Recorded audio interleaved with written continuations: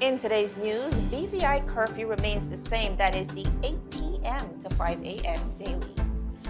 And opposition calls for Premier to explain the public accessible register agreement to the people of the Virgin Islands. All this and more when 284 News returns.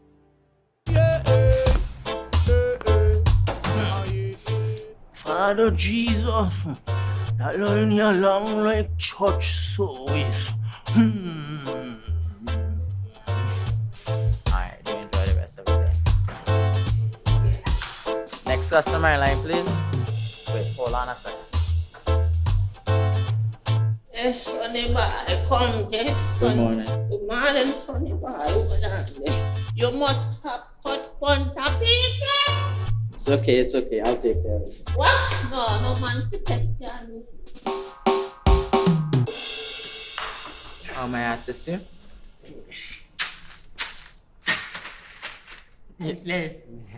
You want top of power? You want top of power? Join the prepaid party with CCT and enjoy more affordable data plans, more top-up promotions, more savings with hero bundles, and more value for your money each and every Tuesday with Top Up Turn Up Tuesday. Visit a CCT store today or anywhere CCT Top Up is sold and top up your phone. 5, 10, 15, 20, 25, 30. You want top of power? Welcome there, viewers. It is Thursday, the 1st of October, 2020, right here in the beautiful British Virgin Islands. I am Kyla Kenisha Forbes. And my name is Javon Wilson, once again welcoming you to another edition of 284 News, where, of course, we cover your local content as well as regional and international stories. Now, Kyla, historical day for the BVI. We see Honorable, of course, now Honorable Don Smith being sworn in as the Attorney General of the BVI. I think this is the second time around in history that we've seen a BVI lander take up this post, and we're especially proud of her because she is a woman. She is pushing the proverbial glass ceiling, and we're so excited about what she's going to be doing within this new capacity for the British Virgin Islands. Also, Kyla, as we examine the local political climate, there seems to be a lot of chaos happening. Most recently, we look at some of the ambiguity regarding the twin-engine boat. I know we've been having the border control conversation for ever so long, especially now that it's been brought to the forefront. But we saw recently that a lot of persons in the community were alleging that the boat was released. Now we see the Customs Commissioner, Mr. Wade Smith, coming forward saying, hey, this is inaccurate, as reported by one of the media houses in the BVI. We still have the boat in our custody. So viewers will be getting into that later on in the newscast. And we also see the opposition, Kyla, ultimately distancing themselves from the letter that was penned recently by Premier of the Virgin Islands, Honorable Andrew A. Foy, to the United Kingdom, essentially making a complaint against the governor, Governor Jasper, complaining to Baroness Sugg that the governor is essentially bulldozing the BVI government as he tries to take control of the borders. Now, we're getting into all the details as it relates to who's responsible, who's within their constitutional rights, who is essentially executing their responsibility, but quite a heavy day for news today. Most definitely. And Javon, as you said, we've been having much discussion surrounding the UK Navy ship and the most recent letter that have been sent to Baroness Sugg. And one of the biggest questions that really came out of all of this was, was Governor Jasper within his rights to summon the Navy ship despite the government's objection? Well, last evening, Honorable Julian Frazer basically affirmed that in his opinion, the governor was well within his rights, as the governor and his office is responsible for internal and external security here in our territory. So we see where senior legislator Honorable Frazer is definitely, as you said, the opposition in their stance, especially last evening, letting the people of the Virgin Islands know that they had no part to do with this letter. Absolutely. So, Kyla and viewers, we're going to head straight into our newscast for today. Now, the Cabinet of the Virgin Islands has advised that the National Security Council should extend the current restricted curfew for a period of 7 days, that is from 8 p.m. to 5 a.m. daily, beginning today, October 1st. Now, viewers, bars, cinemas, public schools, nightclubs, and other entertainment services are to remain closed. The order states, and I quote, for the purposes of subsection 1, no person shall be on the streets, and every person shall remain confined to their place of residence, inclusive of their yard space, from the date this order comes into force, which is today, Thursday, October 1st, to Thursday, October 8, 2020, between the hours of 8:01 p.m. to 4:55 a.m. daily. The order further details, and I quote, for the purposes of controlling, suppressing, or preventing the spread of COVID-19, and for the protection of all persons within the territory, a curfew is hereby imposed from the date this order comes into force, end of quote. Now, Kyla, we know the same protocols will follow for vessels. A person who operates a vessel is now permitted to operate that vessel within the territorial waters between the hours of 5:01 a.m. to 6 p.m. daily, and of course within the navigational limits as prescribed within the order. They are also prohibited from operating the vessel within the maritime exclusion zones and across territorial borders unless pre-cleared by the Joint Task Force and the governor in consultation with the Minister of Health, respectively. Now, Kyla, I know ever since the news hit last night, it was a little into the night. Persons have been complaining about the time that information is being released to the public. The premier and his government has said, listen, this is actually the time we get out of cabinet, and we therefore want to bring it to the public as soon as possible. But nevertheless, we have seen mixed feelings about this curfew being extended, but more so, Kyle, on the spectrum of persons really speaking out against it. Many persons have said there's clearly no reasoning or rationale behind the extension, especially since we've seen the territory, the cases come down to a mere 3 active cases of COVID-19 in the territory. And I think a lot of persons are a bit uneasy about the government's, by extension, the cabinet's decision to move forward with or to extend this current curfew. Now, one resident said, and I quote, I am an adult and I am getting very annoyed having my freedom curtailed in this way. Keep nightclubs closed, keep bars closed. But seriously, why the heck should I have to be kept at home after 8 p.m.? My 6-year-old goes to bed later than that, for goodness sake. This virus is not more virulent after dark. There is no good reason for this restriction and it needs to stop now, end of quote. Another resident said, and I quote once again, how exactly is Foy, of course, that person is referring to Honorable Foy, opening for tourists on December 1st when he's keeping the curfew going? This is ridiculous. Want to do something? Enforce people to wear masks, end of quote. And Kyla, these are the likes of some of the sentiments echoed across the territory in light of this extension. I know some persons have strongly condemned it. Some have said this is plain out a violation of their constitutional rights. And a big portion, especially of the business community, is outraged and really speaking out against it because while some businesses like bars, cinemas, and so on are to remain closed, we do see even the businesses who are approved saying this is not enough business hours for us to recoup our losses, especially in light of the fact that we have been forced to close whether it's within the lockdown or the curfew for a certain amount of hours. The stimulus only got to a certain amount of people, so clearly cannot assist the entire territory. And persons are really outraged and seemingly upset at the government's U.S. decision to extend the curfew. Javon, at the end of the day, I think the people are speaking. And although we know that these curfews and these orders are to, as it says there, to suppress the spread of COVID-19 and essentially for the safety of persons, and we understand what the government is trying to do. But here we see where people are speaking out for their freedom. And as you said, a mere 3 active cases. Yes, we understand that we are not out of the woods, but persons are essentially saying that, hey, why are you curtailing my freedom? And I think persons are searching for the answer as to why.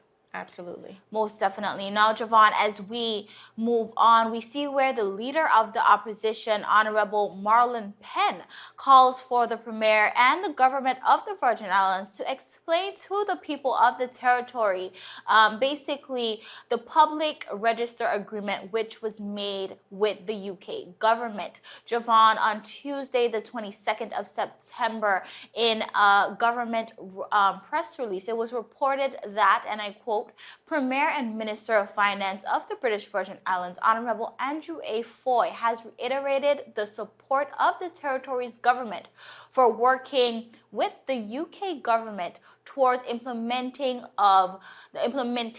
of a public accessible register of beneficial ownerships for companies, and I quote, in line with international standards and best practices as they develop globally with certain restrictions. End quote. Now we see where Baroness Liz Sugg, the UK Overseas Territories Minister, she also expressed her approval with the agreement via a Twitter post with which stated, and I quote, great news that the BVI government has announced it will join all other overseas territories by committing to adopt publicly accessible registers of business owners by 2023. This is a strong signal of the UK's families' commitment to tackle the global problem of illicit finance, end quote. Now, in the House of Assembly, Premier Foy explained that the government will not be implementing a public register, but instead is moving in the direction of imposing a public accessible register. Now, the Premier explained that he has written to the UK government suggesting that there are alternative models that allow access to various levels of data that would be contained in a register, which models contain built-in safeguard, such as the use of warrants approved by the court based on just demonstration of probable cause to grant access to sensitive personal information. Premier Foy said, and I quote, these pose significantly less risks to the financial services industry while satisfying the objective of law enforcement to identify and prosecute terrorists, tax evaders, and money launderers while not dispositioning, infringing on the rights of innocent and law-abiding. It is the BVI's submission that such models are worth exploring in the meantime. Now, the leader of the opposition, Honorable Marlon Penn, said that the Premier is suggesting that what he has signed on to is something different from the beneficial ownership and public register situations which were previously announced. Well, Javon, the opposition is asking for answers. And Honorable Marlon Penn further said, and I quote, if that is the case, the people of the territory need to clearly understand. He is calling for the Premier to explain to the people of the territory what was the commitment made to the United Kingdom, how does it impact the industry overall, what is the overall position of the industry on this decision, how does this impact our economy, especially when our financial services has already seen declines in revenue. Now, Javon, these are all great questions. I think we see a lot of back and forth, but I think essentially the people of the Virgin Islands need to understand what is going on as it pertains to public registers. This is something that the BVI people have even marched against because the people just remain in their stance against public registers, and we see where the BVI has committed to some sort of public register, but we do not know to what extent.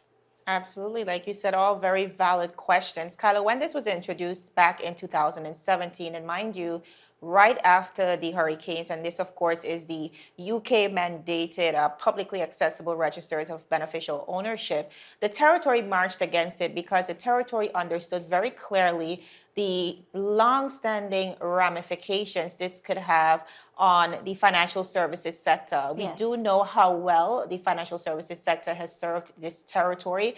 It has essentially strengthened our walk to autonomy as it relates to the BVI being able to take care of itself Yeah. to the best of its ability. With this publicly accessible registers, what essentially stands to happen is persons or clients within our territory who are here essentially for privacy being one of their prime reasons will now essentially take their businesses to another jurisdiction where this is not a prime requirement. And so it's a very dangerous play in Kyla. And, one of the things we were shocked to hear recently is the statement from the Premier essentially announcing that he is working along with the UK government to come up to par with these global standards, especially since we took such a strong stance against it. Like you said, the territory marched, and we've continued to rally against it, especially since at that time when it was introduced, it was not yet a global standard. But Kyla, nevertheless,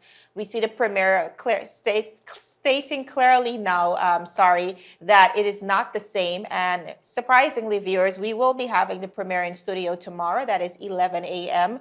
Awesome. He was supposed to be here last week and couldn't make it. However, he has committed to being here tomorrow, Friday, 11 a.m. And those are some of the valid questions we have and will pose to the Premier, because the territory's financial situation is at stake. And Kyla, like the opposition and the members of the opposition, we too need answers. Most definitely. Viewers, still ahead, the BVI has sworn in its second local Attorney General, of course, Honorable Don Smith. And Honorable Julian Frazer is now referring to the House of Assembly as a house of comedy. Interesting details on all of these when we return. Is business slow? Cash flow down? Hosting an upcoming event? We can help. Advertise with 284 Media and take your business or event to the next level by enhancing your present marketing and messaging strategies. Allow our team of experts to create a personalized ad that sets your business apart from all the rest. This could be your business or event. So, what are you waiting for? Contact our marketing team at 284media at cctbvi.com. Advertising with us works. Viewers, welcome back to 284 News. Now, Kyla, to the tune of good news, another historical occasion for the people of the Virgin Islands. Just today, we swore in the newly appointed Attorney General, and she's no other, of course, than the Honorable Don Smith, a spirited BVI lander who brought us joy today just watching the swearing-in ceremony in the House of Assembly. Now, the Speaker of the House, Honorable Julian Willock, did her the honors. Let's watch. One can become a member of the House of Assembly by being appointed the Attorney General, as per Section 58 of the Constitution. The role of the Attorney General is to be the principal legal advisor to the government of the Virgin Islands. The occupant of that office is a public officer and sits in both the executive and legislative branches. The Attorney General only constituents is the executive branch via the Cabinet, the legislature, the National Security Council, as well as central government's departments and ministries. So there's hope for those who can't get elected. There are two other options. I look forward to my working relationship with the new Attorney General designee, Ms. Dawn J. Smith, for the remaining life of the Fourth House of Assembly. Madam Incoming Attorney General, I know in my role as Speaker that we may not always agree. However, I trust that we will avoid, in my official capacity, where the Attorney General is arguing against the Speaker of the House in a court of law. Notwithstanding, at times I will exercise the right to obtain independent legal advice. But please do not ever see this as a method to undermine your wise counsel. Rather, it's only to supplement it. This morning, you are joining a unique combination of legislators in the Fourth House of Assembly, committed men and women filled with talent, youth, experience, wit, compassion, love for country, and most of all, dedication and commitment. That was Honorable Julian Willock, of course, speaking to the possibilities for Honorable Don Smith within the House of Assembly, Kyla, and very big shoes to fill. We do know members of the House of Assembly are sometimes in there until wee hours of the morning, something, of course, not all of them agree to, but nevertheless, it shows a commitment, Kyla, to the business of the people of the Virgin Islands. And you know, the Honorable Speaker did say, while it is a big burden to carry, he's confident that she'll be able to do the job. Now, also to our surprise, the Speaker also brought some humor to the House by stating some fun facts that Honorable Smith were seemingly amused by today, Kyla. Honorable Willox said, and I quote, Honorable Smith now joining the House of Assembly will now mean that there will be a record 4 women. So we can possibly look forward to a women's caucus. There are 2 Whitleys, 2 Julians, and with Honorable Smith's arrival now, 2 Smiths. In addition to that, 2 members have been in the House for over 21 years. 2 members are from the sister islands. 2 members were immediate past civil servants, while another 2 were past immediate public officers. Another fun fact is that 6 of our members are related. And coincidentally, Kyla, the first local Attorney General, of course, Ms. Dancia Penn, also hails from the eastern end of the island, just like our newly sworn in Honorable Don Smith. So, Kyla, quite a monumental day for us here in the BVI, and I'm sure for Honorable Don Smith. This was the second swearing in we've seen as it relates to, I think, the last 21 years. And who better than a well-able expert and daughter of the soil. So we are very confident that she will serve us well in the years to come. And we want to extend hearty congratulations to her. Javon, anyone that knows Honorable Don Smith knows that she is very capable of doing what is needed, but she's also humble. And I think this is what makes her a good choice for this job. But to Honorable Julian Willock's sentiments, some fun facts, definitely. And I think it really shows how tight-knit the BVI truly is, really and truly. And the fact that Mrs. Dancia Penn, which was the first local Attorney General, also hailing out of the East, also a woman. Javon, as we always say, just women breaking that glass ceiling. And you're from the East. I am from the East, okay? So we're definitely happy, and I definitely want to wish her just well wishes and all the best, and congratulations on this accomplishment. Most definitely. Now, as we move on, Javon, now senior legislator, Honorable Julian Frazer, representative for the 3rd District. Now, he expressed that it seems like the House of Assembly has become, and I quote, a house of comedy. Honorable Frazer expressed his disapproval with the constant tardiness of the House sessions, unexpected recesses of the House sessions. And Honorable Frazer believes that the BVI House of Assembly is operating as somewhat of as an extension of the Premier's office. Now, viewers, take a look at what Honorable Frazer had to say. Our situation in the House of Assembly here, it has become a house of comedy right now, where we're supposed to start at 10 a.m. and sometimes you don't get started till midday. For instance, yesterday, it was 11:41. I got a message from the leader of the opposition saying we're about to start. We were supposed to start at 10. I've spoken to the speaker because I've been around, I've been in the House of Assembly for quite some time, and I've never seen anything like this. I've spoken to him and I said to him, listen, if you don't do something about this, please speak to your leader. Do something about it, because if you don't do something about it, this 4th House of Assembly will go down in history as the worst House of Assembly that we've ever had in this territory, and it would be tied to your legacy. The Premier is actually running the House of Assembly as an extension of his office. I've seen us come there, start a session, and one hour later or less, even before we sit down, you hear that the sitting is recess, in recess till 2 days later or whatever the case is, because the Premier has to go somewhere. Why do you think he has a deputy? We've gone on recess, a 5-minute recess. This happened last week, 5-minute recess. And while I'm sitting there waiting for us to reconvene, 15 minutes hence, I got somebody comes out, or the speaker himself, I think it just came out and told us that we taking a lunch break because members are there eating, so they can't come back. We're not coming back till hours later. The listening public is there waiting for the radio to come back on.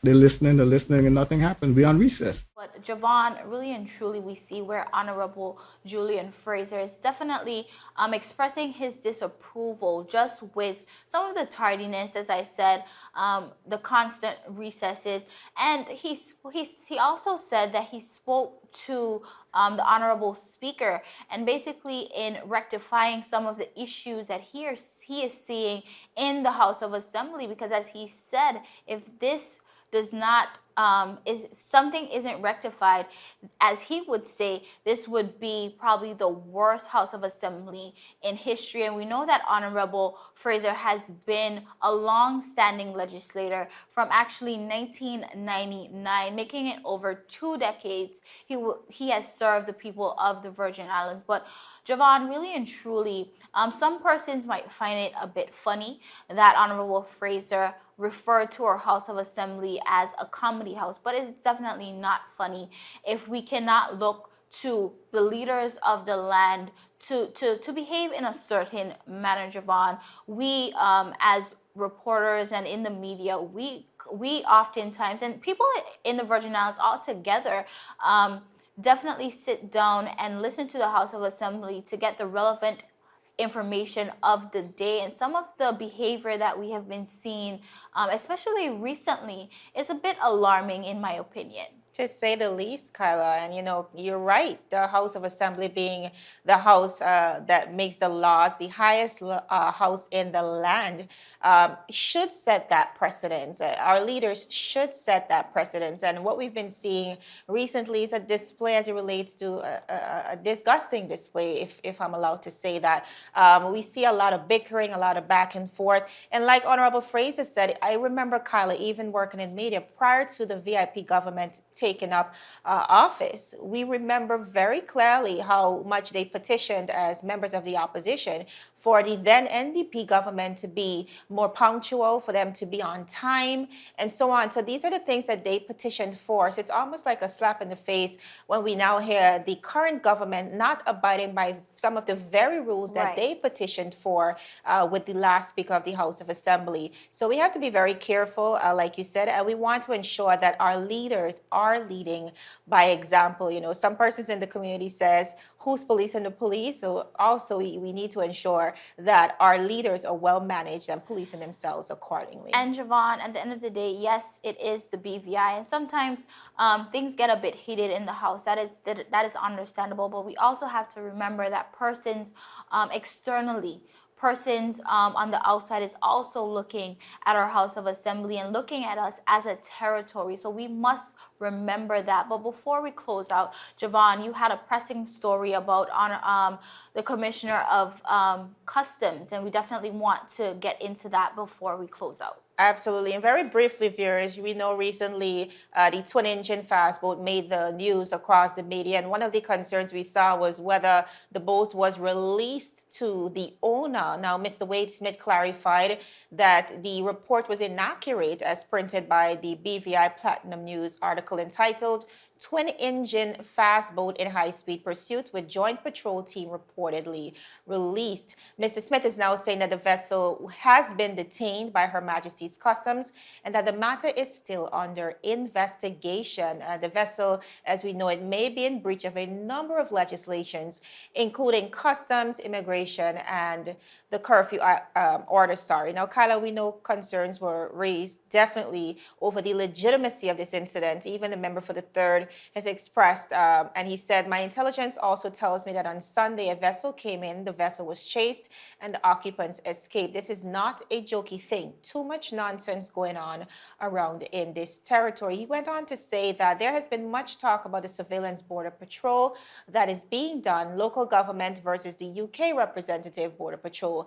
I don't know if some of us are deliberately missing something. There are some things being missing, and I cannot believe that we are so daft that we don't know, I think we're just being deliberate. Sorry. And that was Honorable Frazer speaking to the situation recently as it relates to border security, what's happening. We've been hearing lots of rumors, Kyla, and we want to ensure that the information that is being put out to the public is accurate, especially in such a sensitive time where we are taken up with so many other things. But ultimately, Kyle, I know no matter how we twist it and turn it, when we examine the borders once again, when we think about what Honorable Fraser said, when we examine the Constitution, and the people of the Virgin Islands needs to read the Constitution. The Very governor important. is within his constitutional right as it relates to internal and external security. And viewers, that is all we can offer you today on that regarding border security, but we'll continue to follow and bring you all the details. My name is Javon Wilson. And I am Kyla Kenesha Forbes. See you again tomorrow. Good evening.